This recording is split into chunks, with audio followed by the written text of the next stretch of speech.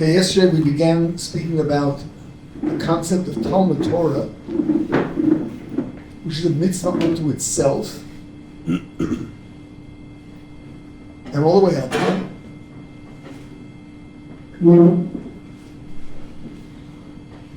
It was a bit weird. It would sound like this enables you to do everything else, but why should it be a mitzvah in its own right? And we understood yesterday that what it was about was really the process of transforming your brain, aligning your brain with divine wisdom. Meaning everything you study, you've got to ask yourself, first of all, is this internally consistent? But second, does this make sense to me? And the answer is no, then you've got to start working through why it should make sense to you. And by doing that, you're aligning your brain with divine wisdom. You start to think the way God does. Today, I want to offer a slightly different version of what should be going through your mind. If you study something and it doesn't make sense,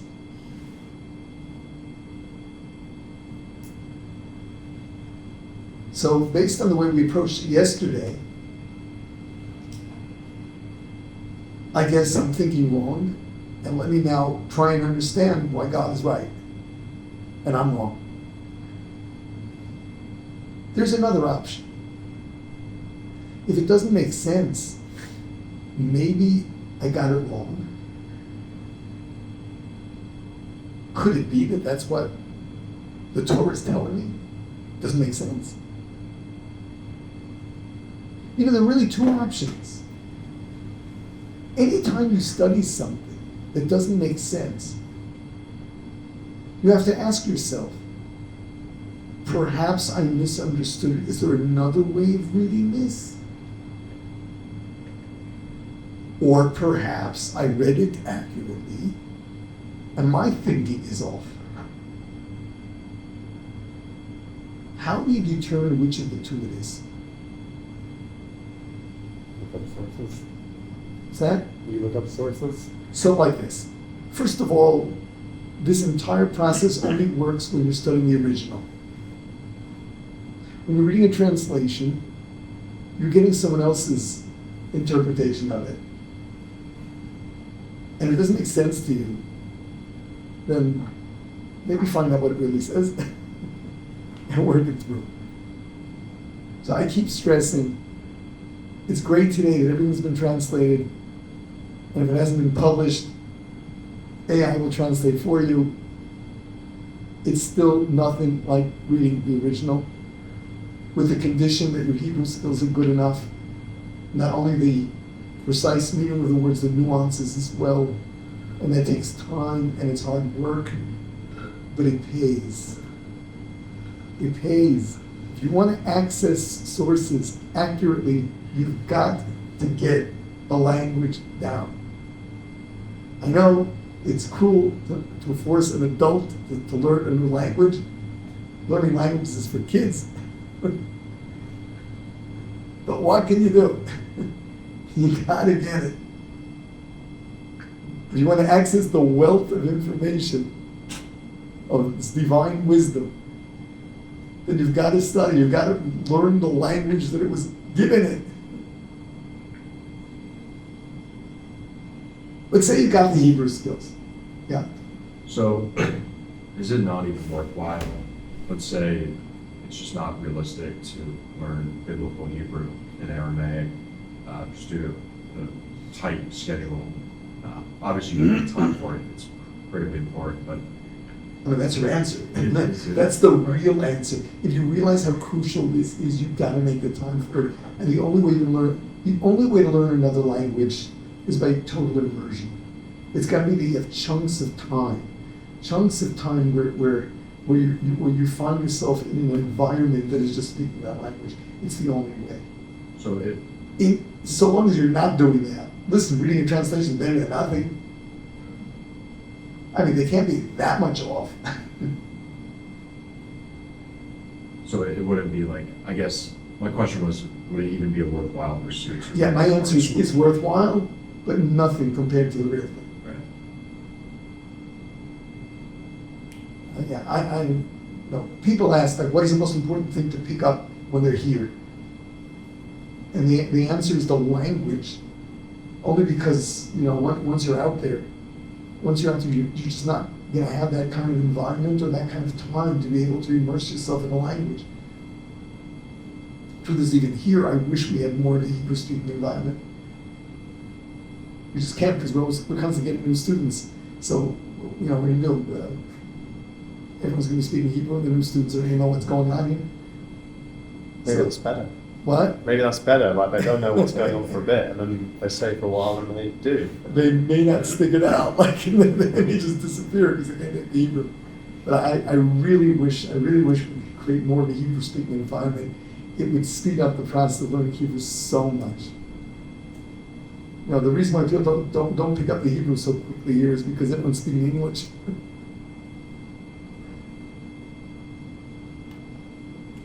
But if something doesn't make sense to you don't automatically assume, well, I guess God's smarter than me, so I'll accept it. You've got to be able to make sense of it. And if you're just not successful, then the alternative has got to be that I misread this. I've got to revisit it. So really, when you study something, it doesn't make sense to you. First option is there another way? Is there another way of looking at it? Like, why should the Torah be right? And if you just can't figure that out, then really ask yourself the question: maybe I misread it. Is there another way of reading this? Now let me go a little further.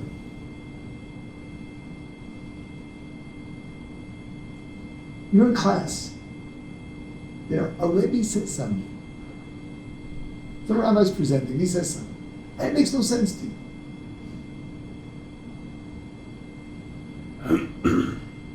What are you supposed to do? Challenge him.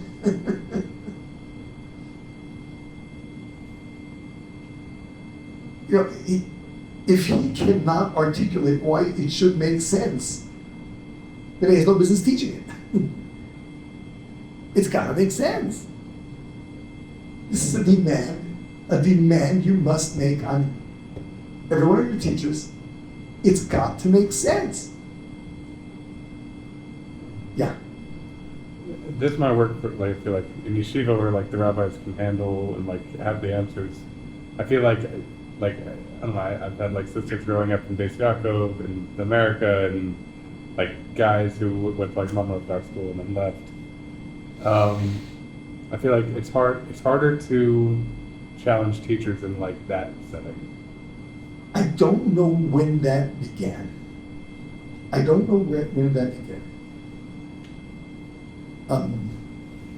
The yeshiva system was based on challenging the rabbis.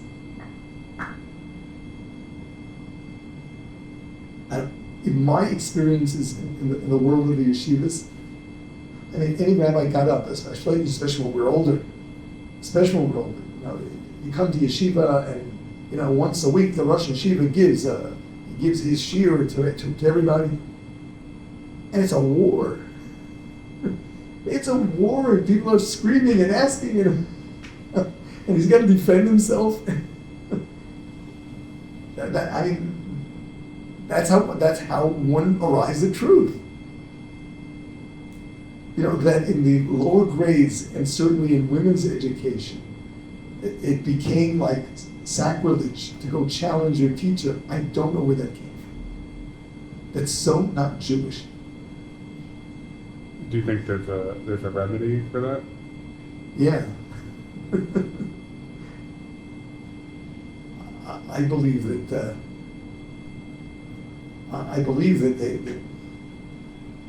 they've got to see to it that not just anyone that needs a job becomes a teacher. If you can't defend what you're teaching, then seek another profession.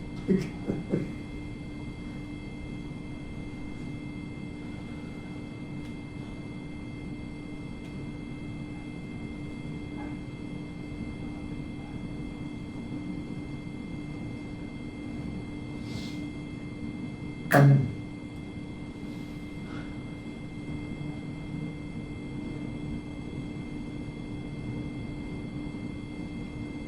I'd like to just present this idea in a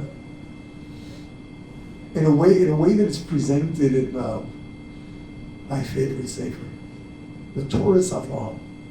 This was written by Rabbi Berkovits, who was the Mashgiach in Slobodka. Slobodka is the yeshiva in which all of the giants of the previous education, of the previous generation studied. All the big names, they were all there. And much of what made them what they were was what they heard, and today it's published in Torah Avraham. It has not been translated, only one part of it has not been translated. I don't know, I found it one of the most powerful books out there, my favorite. So he's got an entire section dealing with human intelligence and the importance of it in Judaism.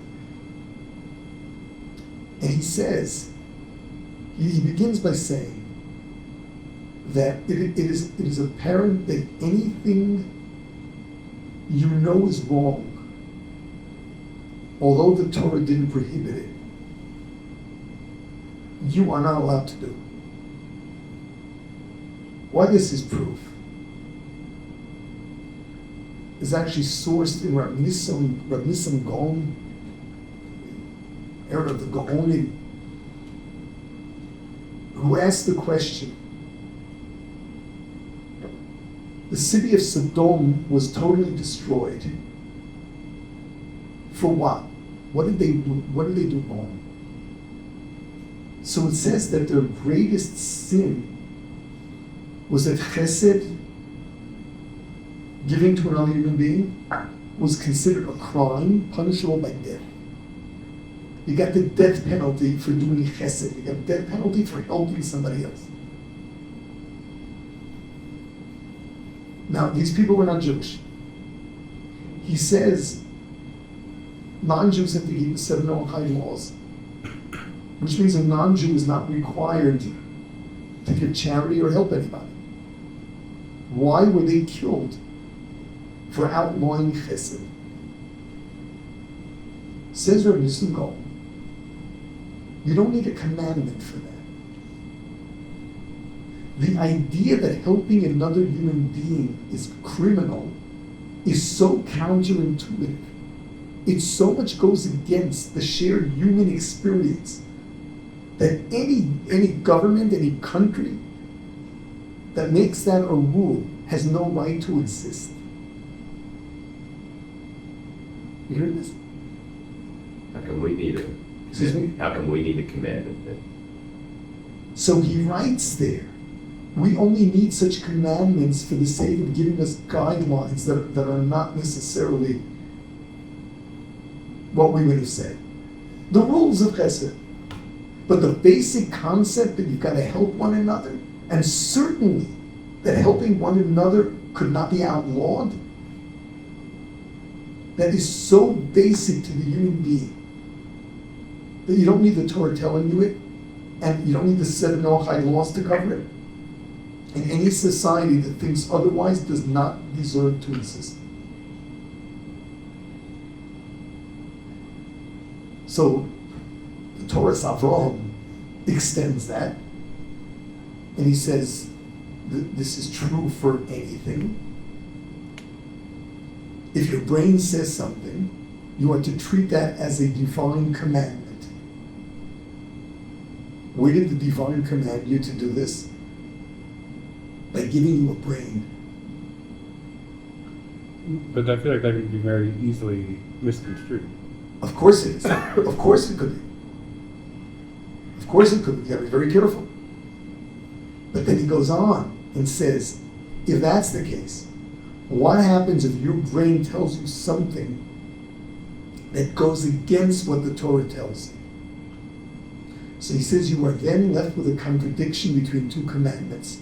The commandment that was given you in Torah and the commandment that was given you by God when he gave you your brain. You've got to work through the contradiction. And there are two possible resolutions of that contradiction. One, that you misread the Torah. Two, you misread your brain. You got to figure out which of those two is true. But this is the Jewish approach.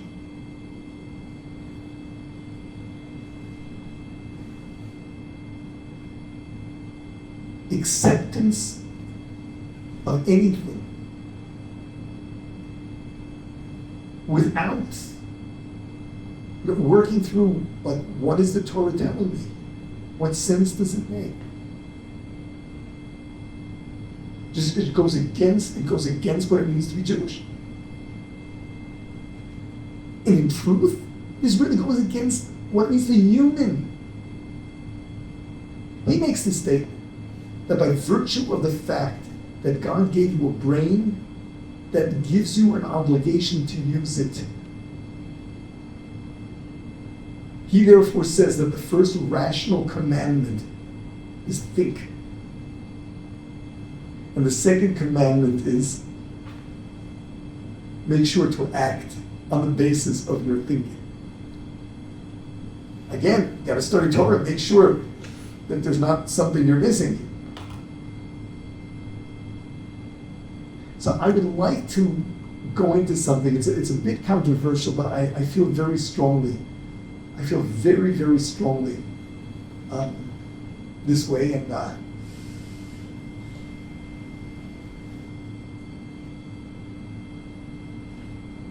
the Torah gives us a list of all the kosher animals and the non-kosher animals.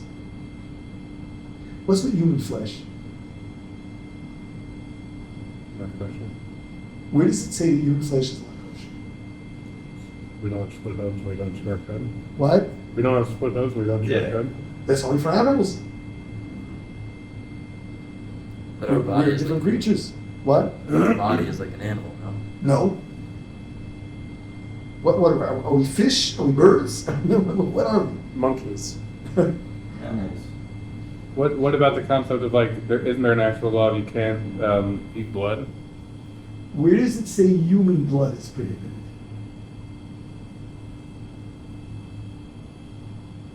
Where do, like, what's the line of, it just says animal blood?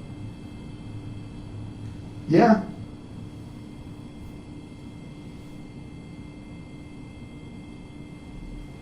Fish blood is permissible. So we find two opinions in the sources in the Rishonim. Some say when the Torah says this is what you may eat, these are the animals you may eat, what it meant is this exclusively are the animals you can eat, and that included not only animals but everything else, which includes humans also. The rest say it's rabbinical. Well, that you can't eat human flesh. What? It's only rabbinical that you can't eat human flesh. Yeah. What about, So you're okay with that? It's all rabbinical, you can't eat human flesh. No, so I'll tell you, there was a certain rabbi who used to say, I'm going to prove to you that your mind is warped. Because if you study the Torah, you'll find that everything you think is simple is really wrong. And he would ask the question, if you were in a plane crash, found yourself on an island, all you have to eat is leftover non-kosher food from the plane, or the bodies of the victims, the bodies of those who died. Which would you eat? I'd rather eat the non-kosher food. Okay. So he said you're all wrong. Because non-kosher food the Torah prohibits, whereas human flesh is rabbinical. That was what he said. I think I would just. That doesn't sound right. Yeah. Okay? but it's just one opinion that it's rabbinical, right? According to the other opinion, okay, it's still not as severe because it's only deduced from that which the Torah says, these are the ones you should eat. It's a mitzvah saseh, it's a positive command. The others are negative commands.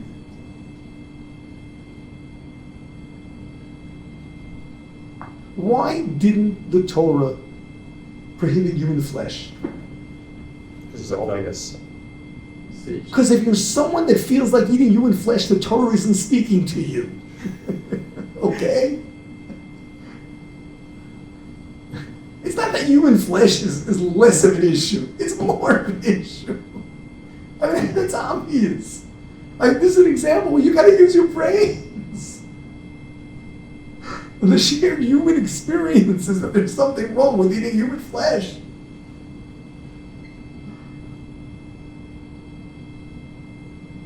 It shouldn't happen. If you should eat the non-kosher food, don't eat human. And blame it on me, but don't eat it.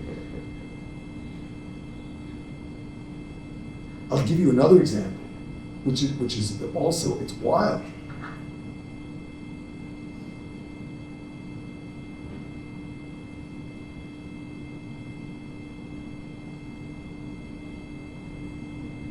Intermarriage, marrying out, marrying a non-Jew.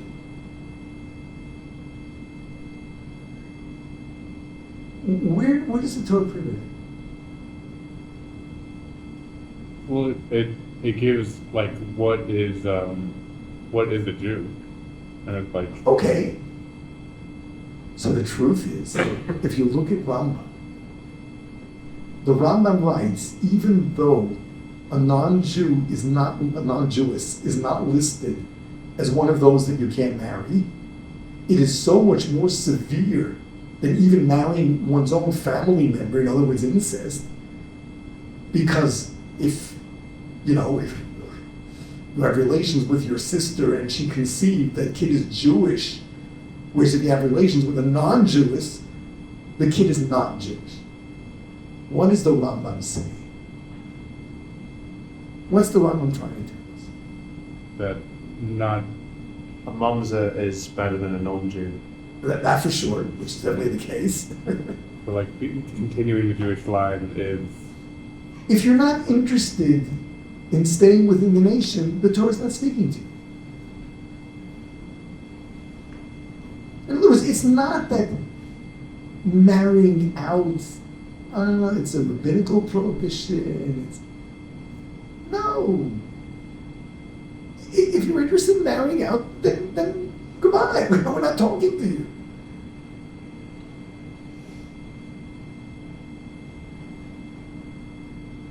So this rule must be very clear. Torah study doesn't mean I used to think and now I stop. On the contrary, it is challenging your brain. Do you agree with this or not? You don't? Now figure it out. Either why did you misunderstand the Torah and what's the correct reading of it, or where did you go wrong in your thinking? Figure it out. This is how we align our brain with divine wisdom.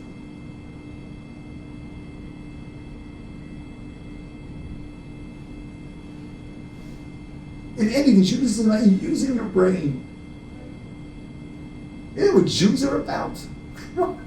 That's what we're about.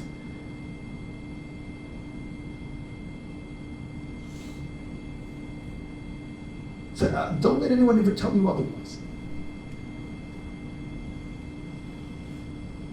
In our daily prayers, in the first blessing after Shema, it reads, Emes v'yatziv v'nachon, it is true, it is solid, it's right.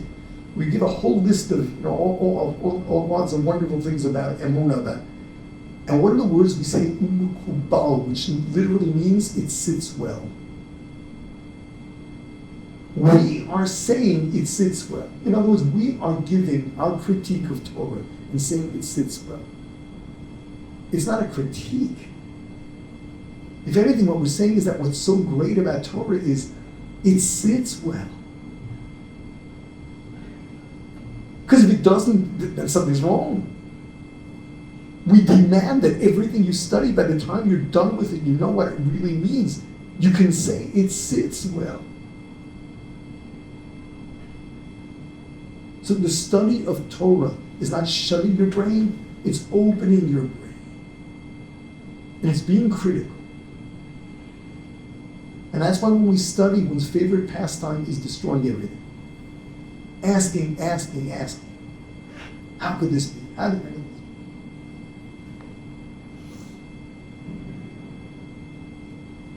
Oops, yeah, okay.